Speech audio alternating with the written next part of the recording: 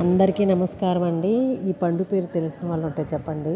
ఇది శ్రీరాముల వారికి శబరి తినిపిస్తున్న ఎంగిలి పండ్లు ఉంటాయి కదండి, కొరికిచ్చిన పండు. ఇది ఆకారం కూడా అలాగే ఉంటుంది, సగం కొరికేసినట్టు ఉంటుంది.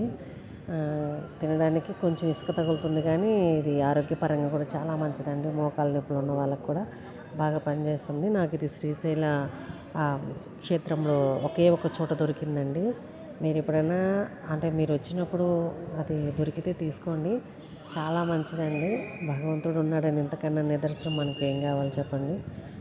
ఎంత అరుదుగా ఈ క్షేత్రంలో ఒకే ఒక చోట దొరికింది అది నాకు. నేను చాలా చోట్ల చూశాను, ఎక్కడ దొరకలేదు. ఇది మామూలుగా భద్రాచలంలో దొరుకుతుంది, అక్కడ ఎక్కడన్నా దొరుకుతుంది ప్రతి చోట. ఇక్కడ మాత్రం ఒకే చోట దొరికింది.